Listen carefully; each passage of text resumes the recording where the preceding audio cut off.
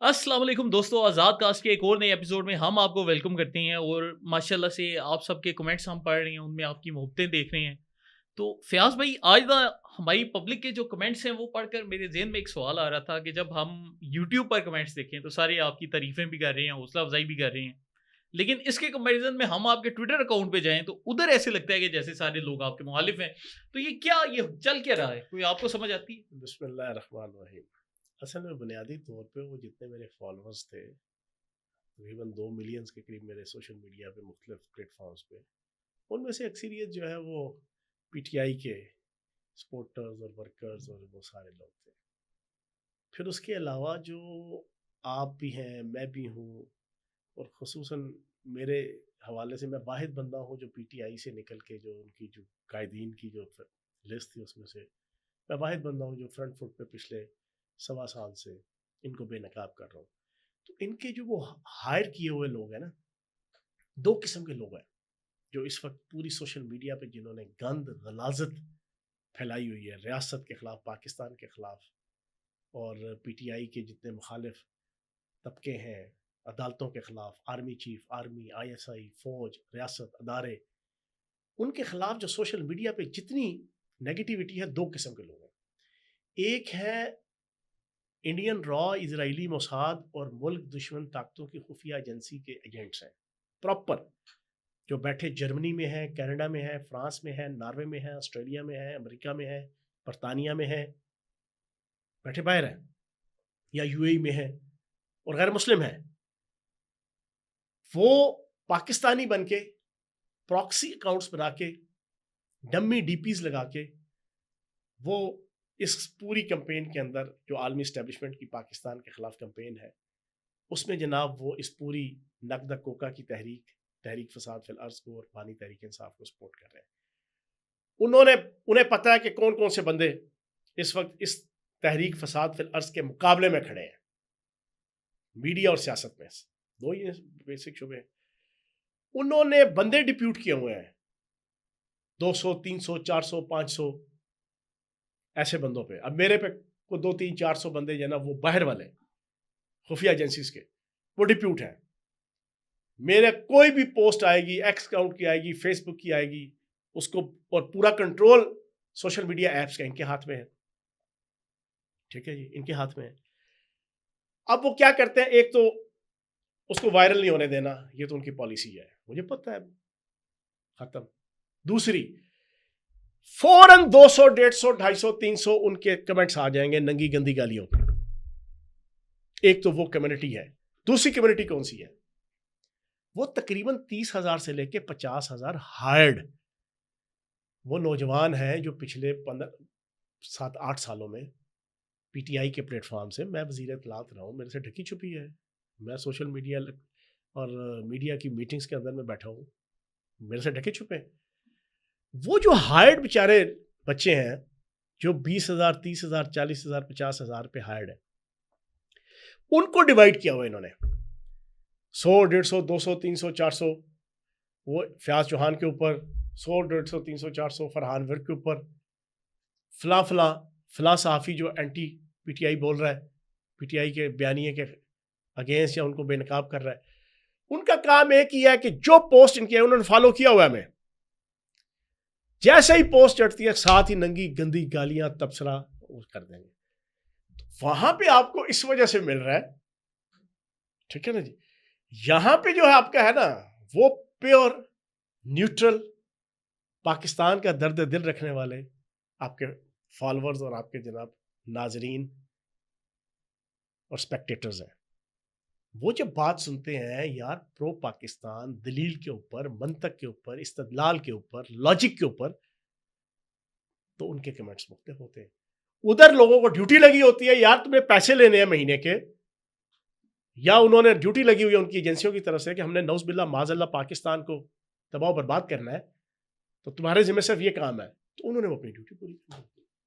अच्छा, फ़याज़ भाई, ये चलें, ये चीज़ तो एक क्लियर हो गई आपकी तरफ से, लेकिन ज़रा हमें ये बताएं कि जब आपने पीटीआई के खिलाफ जाने का सोचा और जब आपने प्रेस कॉन्फ्रेंस की, तो मैं तो समझता हूँ कि ये बड़ा मुश्किल काम है पीटीआई के खिलाफ जाना। तो ज़रा, ठीक है, हम मर्द हैं वो एक समझा जाता है कि जी बड़े मजबूत होते हैं, लेकिन थोड़ा सा एक्सप्लेन तो करें कि इन्होंने आपके साथ क्या क्या किया था। कुछ ना कुछ वाकयात तो हुए होंगे। यार देखो, बड़ा मुश्किल होता है, या मैं अपने मुंह मियाँ मिट्ठू बनूंगा, लेकिन आप भी इसको समझ सकते हैं, और दुनिया का जो हर प्रैक्टिकल आदमी जिसने माशरे की, सोसाइटी की मुखालफत की लहर को देखा हो, जाना हो, भुगता हो, समझा हो, वो इस चीज़ को समझ सकता है। सर बड़ा मुश्किल होता है कि जब सोसाइटी, माशरा, ख़ानदान, ग्रोह सारे का सारा एक तरफ चल रहा हो, आप उसके मुकाबले में खड़े हो जाए, चाहे हक खड़े हो या ना हक खड़े हो, बड़ा मुश्किल होता है, इम्पॉसिबल होता है। बड़ा गुर्दा चाहिए, बड़ा जिगरा चाहिए, बड़ी तड़ चाहिए, बड़ा हौसला चाहिए। अब मैं जब हुआ था, मैं पहला और आखिरी बंदा था जिसने बाकी तो ये सारे काणे थे, किसी को फाइल दिखाई हुई थी अखलाकियात की, किसी को मुआशियात की, किसी को मुआशी स्कैंडल, किसी को अखलाकी स्कैंडल, किसी की दो नंबरियाँ, किसी की करप्शन, किसी की फाइलें, और कोई अपनी जनाब वो बेचारा जान छुड़ाने के चक्करों में वो आते थे कन अखियों से शर्माते हुए, प्रेस कॉन्फ्रेंस करके 2 लफ्ज़ों की, और भाग जाते थे, और उसके बाद नज़र नहीं आए। ऐसे ही है।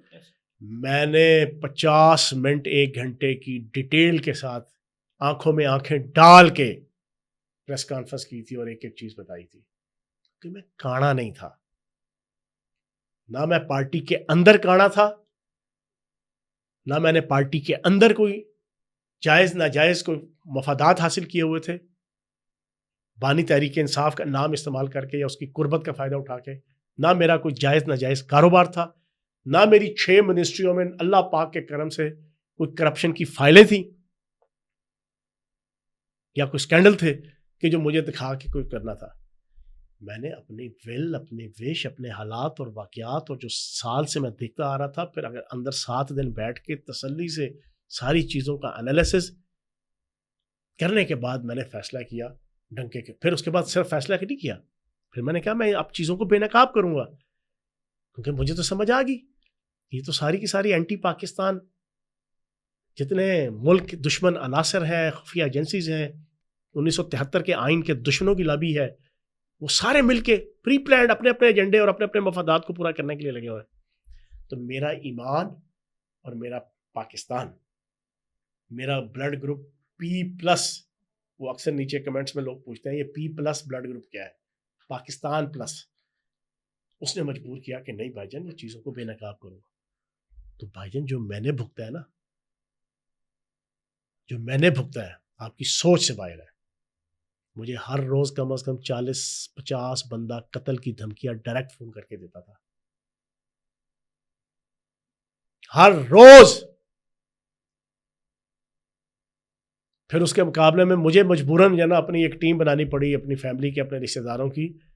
फिर जो जैसे फ़ोन करता था फिर वैसा उसको जवाब आता था, क्योंकि उनका प्लान ये था कि फ़याज़ चौहान आगे से जवाब दे, वो उसको टेप कर लें और फिर उसको वायरल करें। मैंने किसी को ये मौका नहीं दिया, वरना मैंने आपको बताया मैं कौम का गुजर हूँ।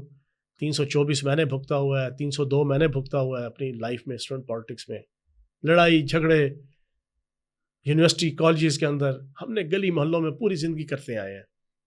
ठीक है, उम्र के इस हिस्से में है कि, और शोहरत के और नाम मकाम के उस हिस्से में है कि अब वो सारी चीज़ें ज़ेब नहीं देती, लेकिन किसी को इजाज़त भी नहीं दे सकते कि कोई हमारे गिरबान तक पहुँचे। लेकिन एक अपना पॉलिटिकल सोशल स्टेटस था कि मैं मजबूरन खामोश, मैं जवाब नहीं देता। मुझे पता था ये आगे उसको टेप करेंगे और फिर उसको चलाएंगे। मैंने अपनी एक अजीज़ और रिश्तेदारों की एक टीम मैंने हायर क्या मतलब है, उसको मैंने रख लिया, कज़न्स मैंने जो आता था मैं उनके हवाले कर देता था। फिर हफ्ते बाद जो है ना उसका मोबाइल बंद होता था जो फ़ोन करता था। फिर फिज़िकली 3-4 दफ़ा मेरे साथ जो है ना इसी तरह ही आवारा मंच किस्म के जो है ना इस नकदा कोका पे नाचने वाले कुछ नहीं, वो अल्लाह पाक की ज़ात बड़ी है। मैंने जो है ना उधर ही कान पकड़वाए, कान पकड़वाए, 2 को तो मैंने कान पकड़वाए। वो हट्टे कट्टे 6-6.5 फुट के जो है ना, वो 25-25-30 साल के जो है ना, कोई बदतमीजी उन्होंने किया, वही बदतमीजी करना, कमेंट्स देना, गुजर है। मैंने कान पकड़वाए माफी मंगवा के। मेरा गार्ड और मेरे जो ना वो उन्होंने तो कुछ और करने के चक्करों में थे। मैंने कहा नहीं यार, मेरा मजाज नहीं है। फौरन माफी मांगी, फौरन। और अब पिछले 4-5 माह से मैं हैरान हूं इनकी इनकलाबियत के ऊपर और इनकी नेल्सन मंडेला शिप के ऊपर। वो नया कानून बना ना अभी जो, जी वो डेफेमेशन वाला, ठीक है जी। अभी ताजा कल परसों और हफ्ता पहले मुझे 4-5 बंदों ने इसी तरह कमेंट भेजा ना। मैंने सिंपल एक मैसेज भेजा उन्हें, मैंने कहा भाईजान मैं FIR कटवाने लगा हूं, ये जो नया कानून बना है 5 मिनट की मोहलत है, सब ठक करके जनाब डिलीट। पूरी कौम को खुदा की कसम इन्होंने आवारा बना दिया, नौजवानों को आवारा बना दिया, बूढ़ों को आवारा बना दिया, औरतों को आवारा बना दिया। ये कहते हैं शऊर दिया, जानवर बना दिया। तो मैं ये समझता हूं कि अब आहिस्ता आहिस्ता मैं पिछले कुछ 3-4 महीनों से देख रहा हूं कि अल्लाह पाक के करम से पाकिस्तान की आवाम को समझ आना शुरू हो गई है। और फिर ये जनरल फैज़ हमीद नेटवर्क गिरफ्त के बाद ना, और अभी तो चीज़ें आनी है, अभी तो वो रहमतुल्लाह मुवक्कल आएगा, उसने आके सब कुछ बताना है कि किस तरह मैं अपनी नचाता रहा हूं जो ना पूरी की पूरी तहरीक इंसाफ और उसकी लीडरशिप को जो ना। ये फयाज भाई बल्कि वो PTI के आजकल एक वकील है नईम पंजुथा, तो वो ना कल मुझे कह रहा कि जी तुम्हारी PTI के लिए क्या कुर्बानी है। मैं कहा हमारी कुर्बानियां ये हैं कि मैं और फयाजुल हसन चौहान जैसे लोग जो से ना, जब हम PTI में थे तो तुम्हारा इमरान खान जो से PM हाउस पहुंचा था, तुम जैसे लोग जब से मिले हो वो अडियाला जेल पहुंचा हुआ है।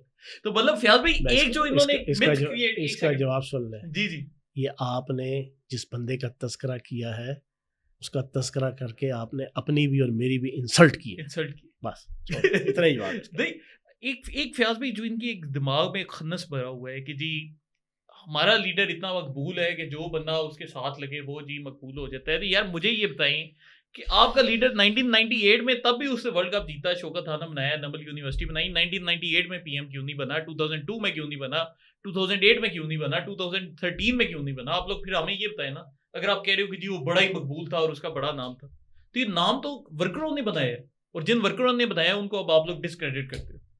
यार मुझे बताएं, दुनिया की वो भारतीय फिल्म इंडस्ट्री की जो बड़ी मशहूर एटम गर्ल है, क्या नाम है उसका? एक कतरीना कैफ? नहीं, वो तो बड़ी थोड़ी सी पॉजिटिव है। ये दूसरी कौन सी है वो जो आपकी नेगेटिव फिल्मों के अंदर भी आती है ना, जो ये पुरादेशवादी में होती थी? नहीं अभी पिछले 5-6-7 सालों में जो ना मेरे जहन से नाम निकल गया जो ना। जैकुलिन?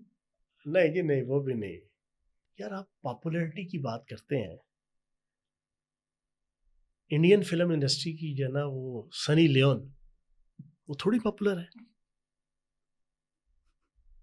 इंडियन फिल्म इंडस्ट्री की वो राखी सावंत, वो थोड़ी पॉपुलर है? बहुत ज्यादा पॉपुलर।